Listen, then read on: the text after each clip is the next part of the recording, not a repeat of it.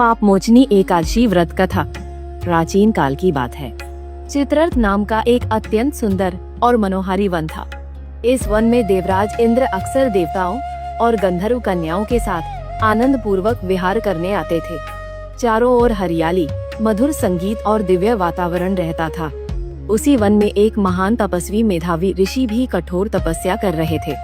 वे भगवान शिव के परम भक्त थे और अपने तप से दिव्य शक्ति प्राप्त करने में लगे हुए थे। इंद्रदेव ने उनकी तपस्या भंग करने का विचार किया।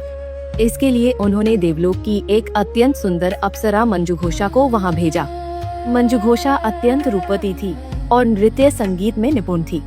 वह ऋषि के आश्रम के पास आकर मधुर गीत गाने लगी और मनमोहक नृत्य करने लगी। उसके आकर्षक हाव भाव और मधुर स्वर से मेधावी ऋषि का मन विचलित हो गया। धीरे धीरे वे उसकी सुंदरता और मोहकता के प्रभाव में आ गए और अपनी तपस्या भूल बैठे। समय बीतता गया और दोनों सांसारिक सुखों में लीन हो गए। इस प्रकार अनजाने में 57 वर्ष बीत गए, लेकिन ऋषि को इसका आभास तक नहीं हुआ। एक दिन मंजुघोषा ने ऋषि से देवलोक लौटने की अनुमति मांगी। उसकी यह बात सुनकर मेधावी ऋषि को अचानक अपनी भूल का एहसास हुआ। उन्हें लगा कि वे अपनी तपस्या से भटक गए हैं और इसका कारण मंजुघोषा ही है।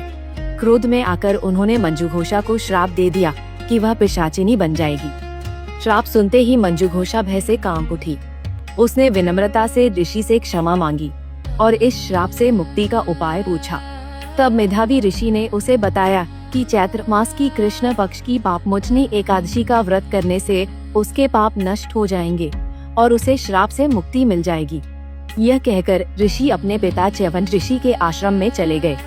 जब च्यवन ऋषि को पूरी घटना का पता चला तो उन्होंने अपने पुत्र को क्रोध करने के लिए डांटा और स्वयं भी पापमोचनी एकादशी का व्रत करने का आदेश दिया।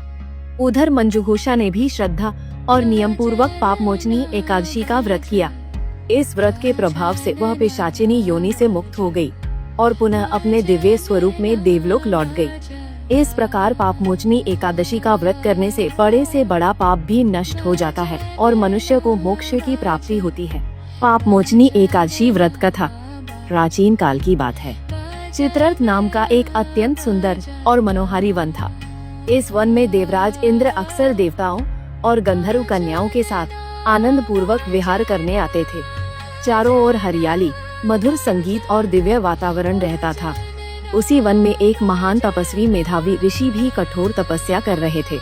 वे भगवान शिव के परम भक्त थे और अपने तप से दिव्य शक्ति प्राप्त करने में लगे हुए थे। इंद्रदेव ने उनकी तपस्या भंग करने का विचार किया।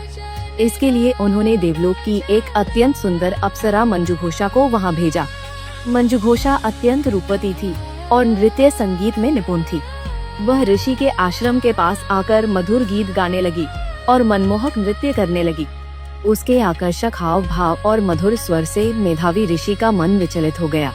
धीरे धीरे वे उसकी सुंदरता और मोहकता के प्रभाव में आ गए और अपनी तपस्या भूल बैठे। समय बीतता गया और दोनों सांसारिक सुखों में लीन हो गए। इस प्रकार अनजाने में 57 वर्ष बीत गए, लेकिन ऋषि को इसका आभास तक नहीं हुआ। एक दिन मंजुघोषा ने ऋषि से देवलोक लौटने की अनुमति मांगी।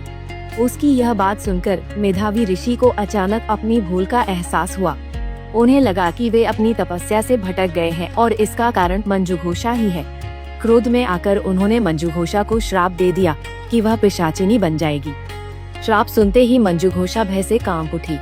उसने विनम्रता से ऋषि से क्षमा मांगी और इस श्राप से मुक्ति का उपाय पूछा। तब मेधावी ऋषि ने उसे बताया कि चैत्र मास की कृष्ण पक्ष की पापमोचनी एकादशी का व्रत करने से उसके पाप नष्ट हो जाएंगे और उसे श्राप से मुक्ति मिल जाएगी। यह कहकर ऋषि अपने पिता च्यवन ऋषि के आश्रम में चले गए। जब च्यवन ऋषि को पूरी घटना का पता चला तो उन्होंने अपने पुत्र को क्रोध करने के लिए डांटा और स्वयं भी पापमोचनी एकादशी का व्रत करने का आदेश दिया। उधर मंजुघोषा ने भी श्रद्धा और नियम पूर्वक पापमोचनी एकादशी का व्रत किया। इस व्रत के प्रभाव से वह पिशाचिनी योनि से मुक्त हो गई और पुनः अपने दिव्य स्वरूप में देवलोक लौट गई। इस प्रकार पापमोचनी एकादशी का व्रत करने से बड़े से बड़ा पाप भी नष्ट हो जाता है और मनुष्य को मोक्ष की प्राप्ति होती है।